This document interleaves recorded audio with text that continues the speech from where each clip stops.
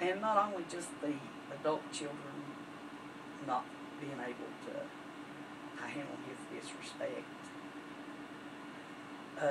There's several issues. You sit down to talk to him, and he turns it around that he screwed this up too. He has no self-worth.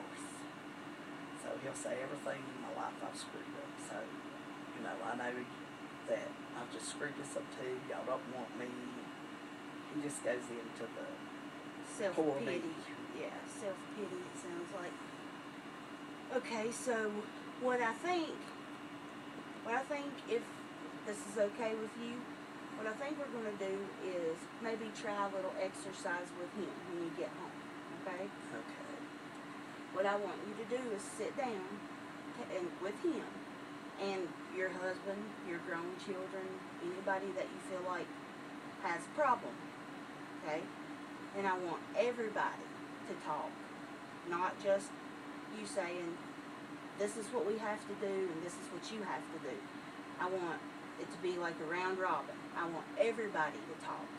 Everybody to say at least one positive thing about him. And then I want everybody to go around and say at least one thing that bothers them about him. I want everybody to write it down. Okay? Because I want him to have affirmation. I want him to have something that he can look at. Hey, I am this. But in order for me to be a better this, then I need to change this.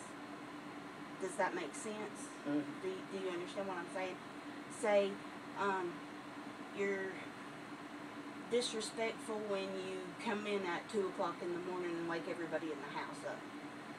But when you're here, you do something, some kind of chore or something that makes us really proud that you've done this. Makes us really happy that this is one thing that we can scratch off of our list, something that we don't have to do because you've done this. Okay?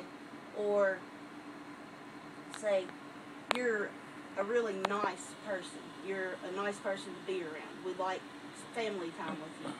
But we don't like it when we're trying to have family time with you and you act like that it's stupid or it's something that you shouldn't be made to sit through. Because if we're a family, then we need to act like a family. We need to come together as a family unit. And in order to keep him from doing the poor me, the pity party thing, we need to give him one defining good, positive quality about himself. But then, on the other hand, say, but you could step that up by, instead of being disrespectful, waking everybody up, coming in at 2 o'clock in the morning, let's set a curfew and you try that.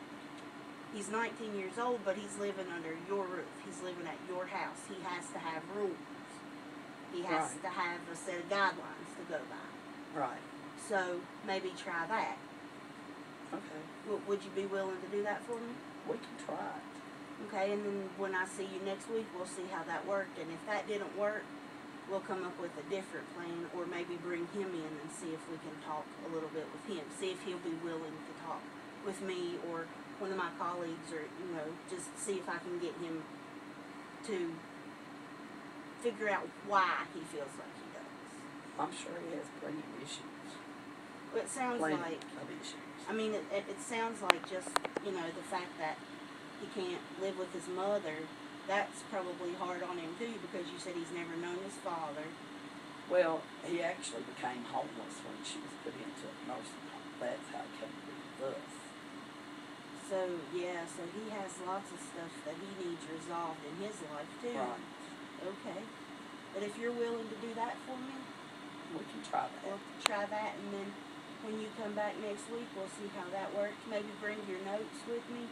Let everybody know that what goes on in here stays in here. I'm not going to go out in the office and say, oh, this kid that lives with my client does this and this and this. It's not like that. Everything that happens here stays here. It's all confidential. Right. And let's just see what we can do to work with him to see if we can help him get